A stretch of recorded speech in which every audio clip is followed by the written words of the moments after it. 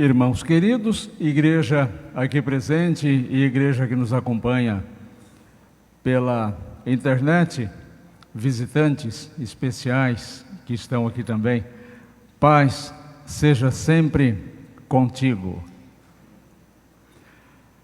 O Santíssimo Evangelho do Senhor Jesus Cristo, segundo João, capítulo 9, abra a tua Bíblia no Evangelho, segundo João, capítulo 9. Eu lerei para vocês, e vocês podem acompanhar a leitura, dos versículos 1 a 3 e depois dos versículos 6 a 8.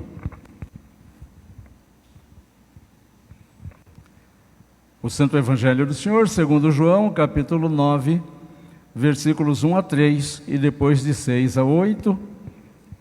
E o evangelista, naquele tempo, registrou o seguinte: caminhando Jesus, viu um homem cego de nascença. E os seus discípulos perguntaram: Mestre, quem pecou, este ou seus pais, para que nascesse cego?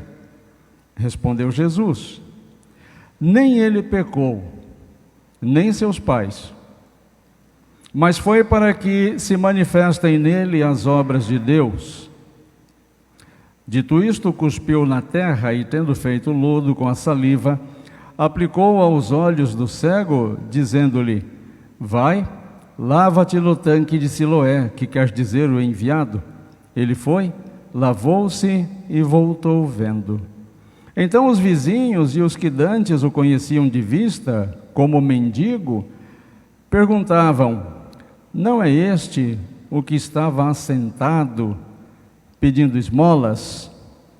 Que Deus nos abençoe na meditação desta noite.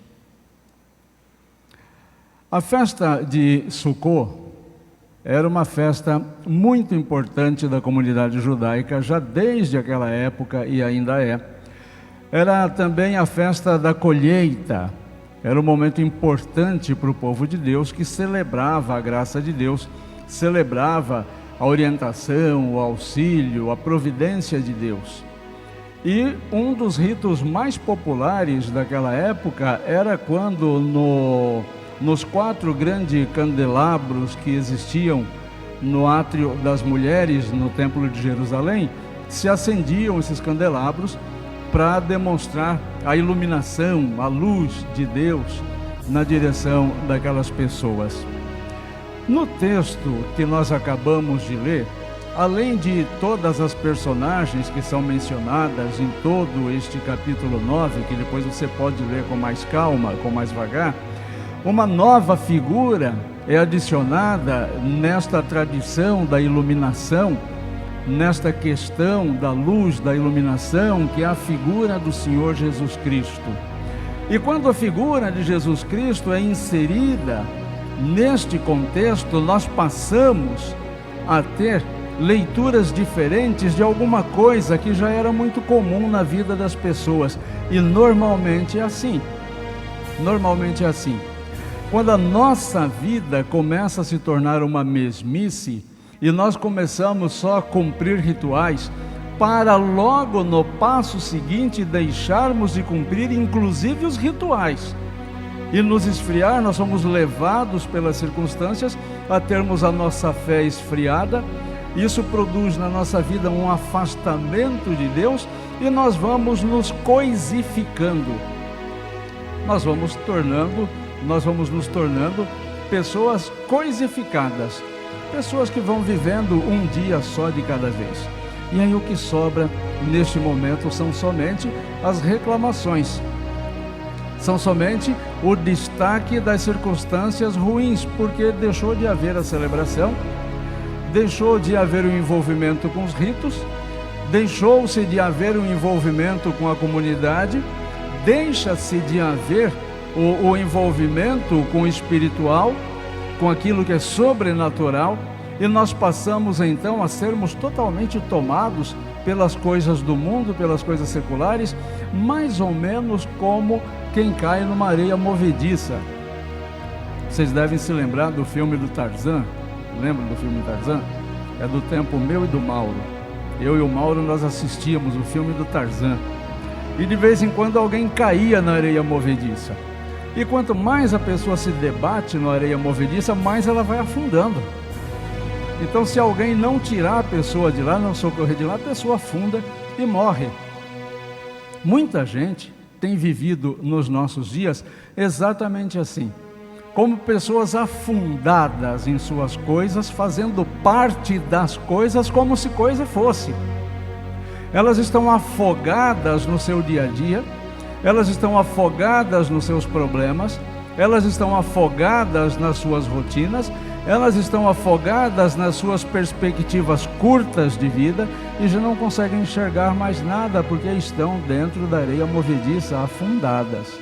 Por falar em enxergar, é mais ou menos isto que acontecia com o homem da narrativa, que o evangelista João registrou aqui para gente.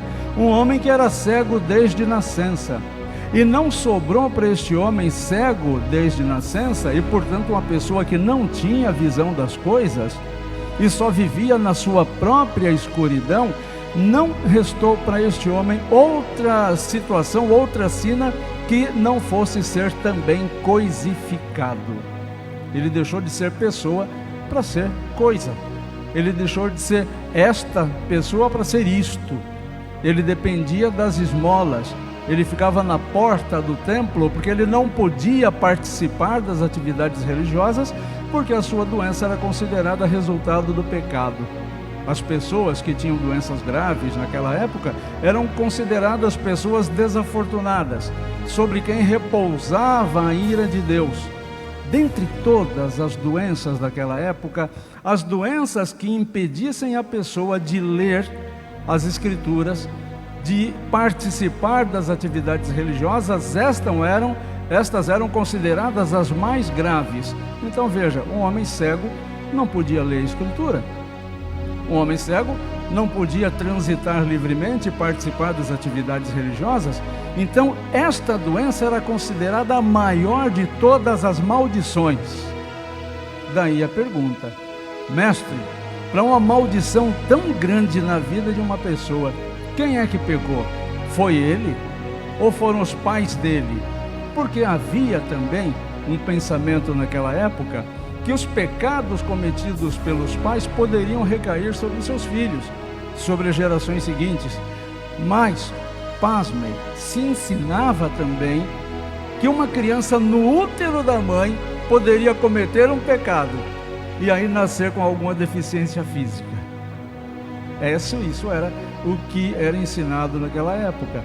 E eu tenho certeza que vocês acabaram de pensar o seguinte: como se pode ensinar uma coisa absurda dessa?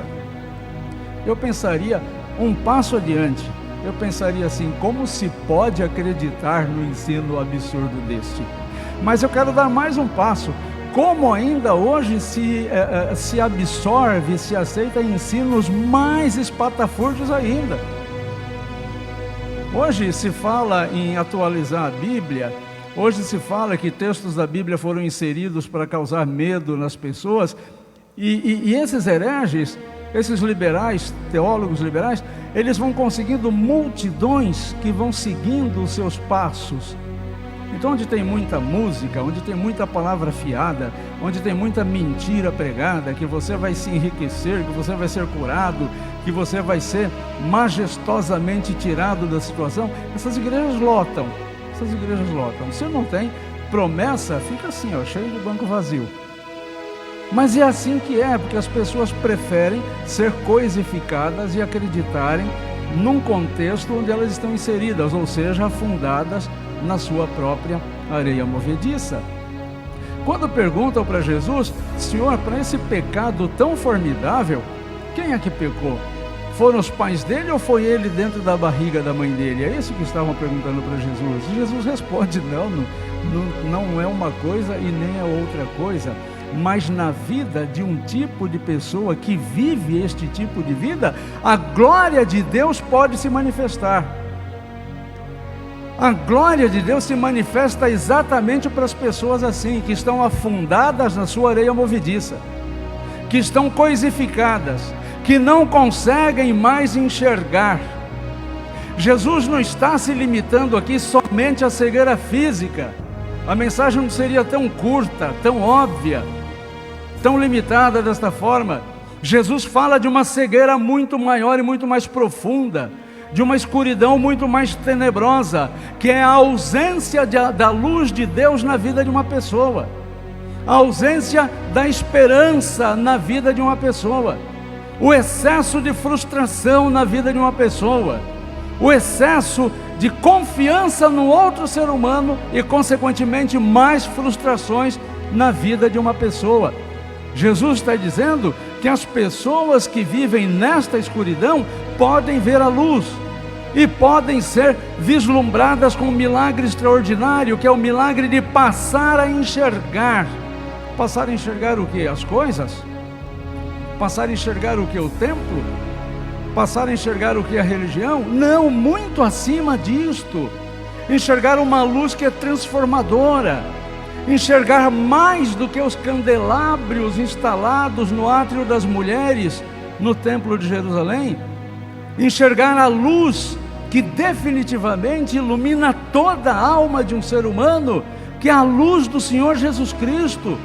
Esta luz que muitas vezes nos acostumamos a deixar de ver, uma luz que jamais deixa de brilhar, mas que muitas vezes nós não as vemos porque fechamos os nossos olhos, afundados que nos colocamos na nossa própria areia movediça. É disso que esse texto fala, é disso que o evangelista trata quando coloca esta mensagem, esta passagem de Jesus Cristo para o nosso deleite. E é sobre isto que nós devemos meditar neste momento. Se você tivesse que receber agora, se o Senhor Jesus fosse um oculista, um oftalmologista, e ele tivesse que receitar lentes corretivas para você, se tivesse que receitar um óculos espiritual para você, de quantos graus você precisaria? De quantos graus seriam os teus óculos? Você está precisando de uma lente para enxergar de perto? Ou você precisa de uma lente para enxergar de longe? Ou a sua visão espiritual já está tão complicada que você já não está enxergando mais nada? E a lente já nem pode mais agora corrigir, porque você está afundado nas suas coisas. A luz de Jesus Cristo, e somente ela, pode iluminar a tua vida. O Mauro falou agora há pouco aqui que às vezes nós nos fechamos, nós nos afundamos numa tristeza e uma desesperança tão grande que nós contaminamos as pessoas que estão do nosso lado. E o contrário disto também é verdadeiro. Quando esta luz do Senhor Jesus Cristo invade o nosso coração, e quando nós passamos a enxergar com os nossos olhos a luz de Jesus Cristo, também as pessoas que estão à nossa volta são contagiadas ou contaminadas ou atingidas por esta mudança que acontece dentro do nosso coração. Então o que precisamos refletir, eu primeiro e vocês logo em seguida, é sobre o tipo de visão que nós estamos tendo da nossa vida. Nós estamos tendo a visão limitada da humanidade e por conta disso somos considerados pelo Senhor como simples mendigos, pedintes, dependentes de migalhas que vão sendo fornecidas para a gente. O que são essas migalhas? Aquele tapinha nas costas, tenha fé, as coisas vão melhorar e você continua seguindo os seus passos com problema dentro de casa, com problema no trabalho, com problemas emocionais, com problemas psíquicos, tomando remédio para isso e aquilo, sem conseguir dormir à noite, sem ter um sono reparador. É esse tipo de vida que nós queremos? Eu tenho certeza que não. Então nós temos que buscar o tipo correto de luz. Não é a luz da lanterna que ilumina somente o ambiente onde você está. É a luz de Jesus no coração que vai iluminar a tua vida para toda a eternidade, e somente Ele pode fazer isso.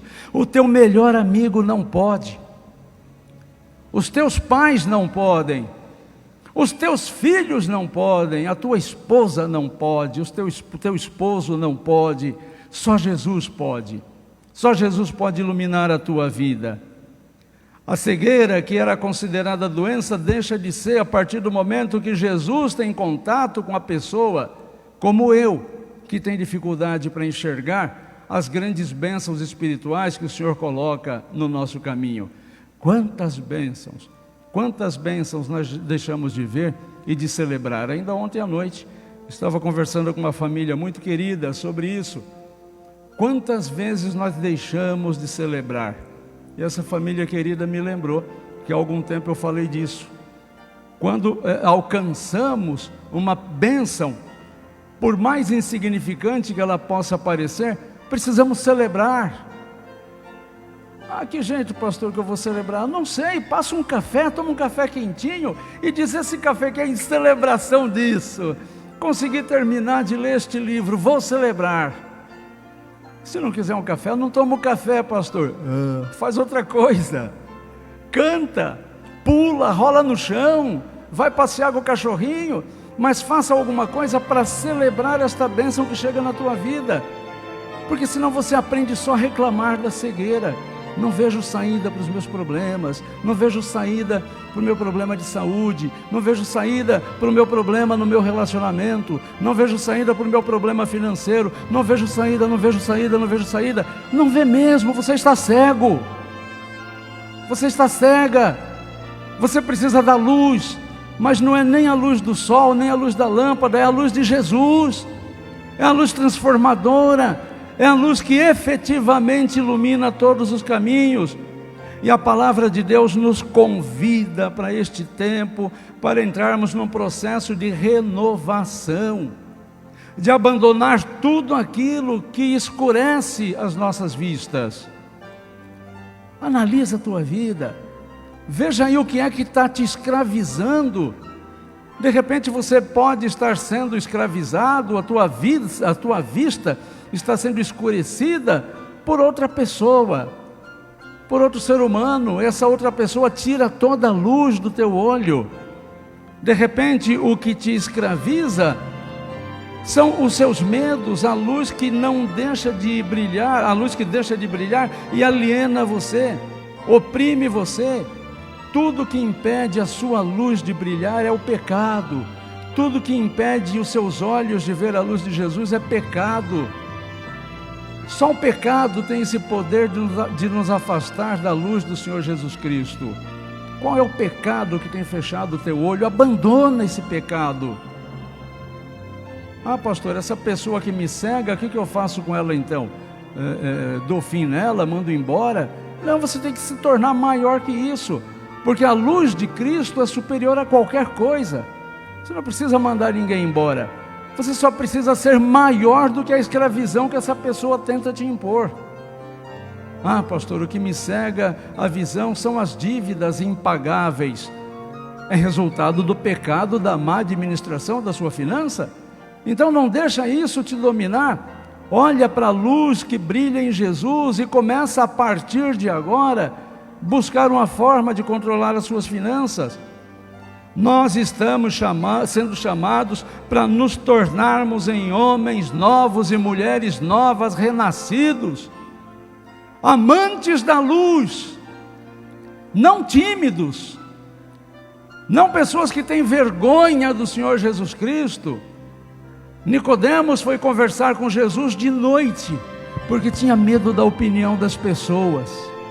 E Jesus repreendeu Nicodemos: Nicodemos, você tem que nascer de novo, porque quem nasce é dado à luz.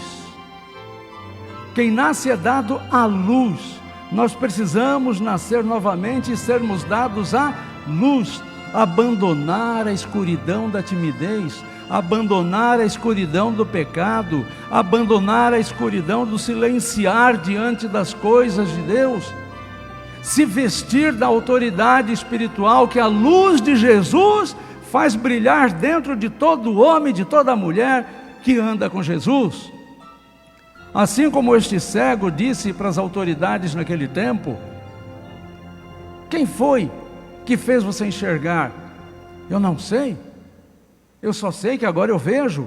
Então ele saiu de uma cegueira física e partiu para um momento de luz física.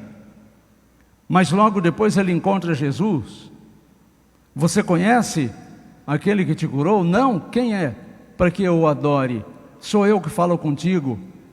E aí ele passou a adorar Jesus, saltou da visão, cegueira física, para a visão física, agora para a visão espiritual.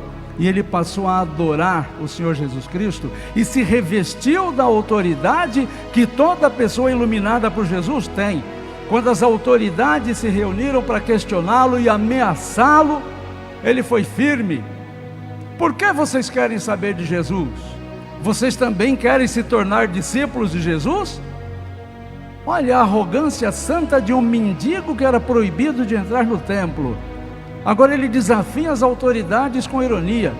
Vocês querem ser discípulos de Jesus também? Mas a reação das autoridades é a reação dos cegos, que não conseguem enxergar Jesus.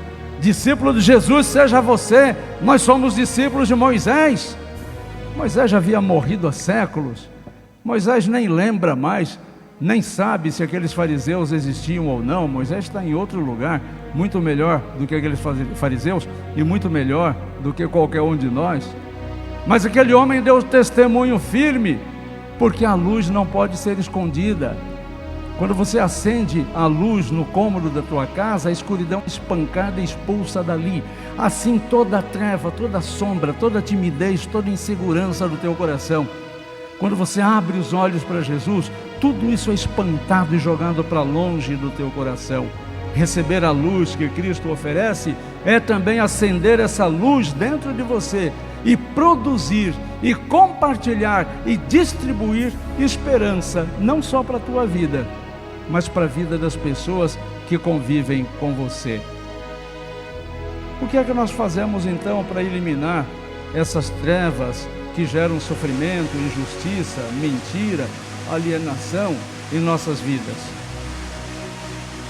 O enxergar renovado, o enxergar renovado, o enxergar com a luz de Cristo, o enxergar sem julgamento, sem julgar o outro, sem considerar se o outro está enxergando bem ou não está enxergando bem, sem querer se preocupar com o que o outro está fazendo da vida dele, porque esse é um problema desta pessoa com Deus. Porque quando nós olhamos e nós medimos uma outra pessoa, com este mesmo rigor nós seremos medidos. Jesus disse que essa função é do Pai, e nem Ele próprio, Jesus, se arrogou com este propósito. Nós temos que ter um olhar novo sobre as pessoas, mas também um olhar novo sobre a nossa própria vida. Você acha que a sua espiritualidade já está boa? A resposta é simples. É só você olhar na tua vida ao que é que você mais se dedica. É aí que vai estar a tua prioridade. Eu passo o dia inteiro estudando e não tenho tempo para Deus. Está aí quem é o seu Deus. Eu trabalho muito e não tenho tempo para Deus. Está aí quem é o seu Deus. É muito simples de nós respondermos isso. Qual o olhar que nós temos sobre nós mesmos? Qual o olhar que nós temos sobre os acontecimentos? As coisas que têm acontecido na tua vida. Você tem noção que estas coisas estão sob os cuidados e o controle absoluto de Deus? Pastor, eu tenho sofrido, mas você tem consciência de que neste sofrimento Deus também está no controle? E vai transformar isto numa bênção, num ensinamento para a tua vida que vai fazer você elevar-se? Também a ter uma palavra para nos alegrar com as escolhas do nosso Pai, que olha sempre a verdade dos nossos corações. Então o que Deus faz para a tua vida, pode ter certeza absoluta, é o melhor para você. O que Deus faz para a tua família, não tenha dúvida que é o melhor para você. Mas você tem que ter a luz de Cristo. Você tem que abrir os seus olhos para Jesus. E este abrir os olhos só você pode fazer. Ou no mínimo você tem que querer. Que queres que eu te faça? Que eu veja, Senhor. Você tem que querer esta luz também. Conta-se que um homem queria presentear a sua esposa. É bom presentear as esposas, né? Elas ficam contentes. Melhor até a comidinha. Elas ficam animadas. E esse homem sabedor disso, ele queria presentear a sua esposa. E ele perguntou para o dono da loja: que presente você tem para eu agradar a minha esposa? E ele disse: eu tenho aqui uma caixinha de música aliás, um porta-joias. Eu tenho aqui um porta-joias que é especial. Esse porta-joias, quando você o abre à noite, na escuridão do quarto, ele ilumina, ele transmite luz. Ele é muito bonito, ele chama muito atenção, e com certeza a sua esposa vai gostar muito. Ele comprou na hora. Chegou em casa e disse: olha, eu tenho aqui um presente para você, mas eu só vou te mostrar esse presente à noite, quando o quarto estiver totalmente escuro. A esposa ficou curiosa, mas esperou até a noite. E à noite ele disse: agora vamos ver o presente. Ele foi lá tateando na escuridão e abriu a caixinha, e a caixinha não iluminou coisa nenhuma.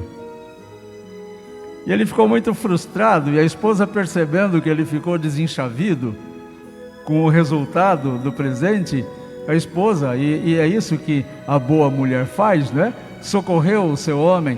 Ah, amor, deixa isso para lá, vamos dormir, amanhã a gente vê o que faz com isso.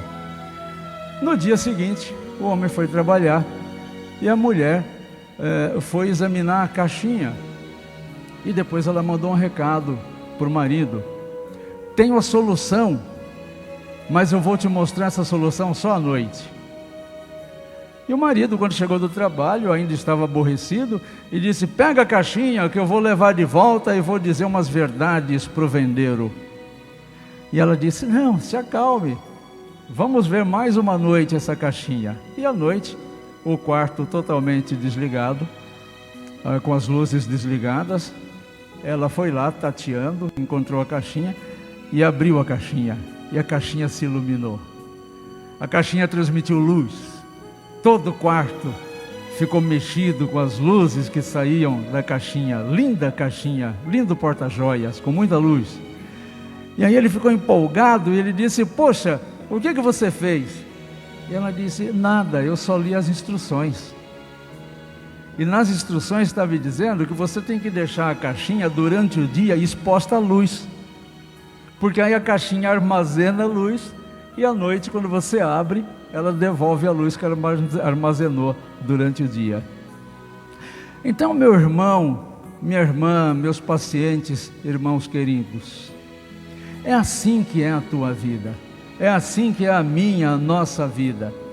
Nós precisamos armazenar no nosso coração a luz de Jesus, para que nos momentos de escuridão nós possamos abrir o nosso coração para as pessoas que estão perto da gente e possamos iluminar a vida das pessoas, possamos iluminar o ambiente com uma luz que na verdade não é nossa, não é uma luz própria, mas a luz de Jesus, que durante o dia foi acumulada no nosso coração.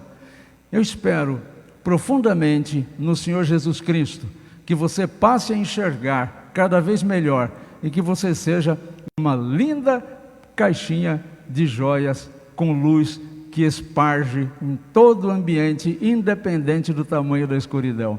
Que Deus te abençoe.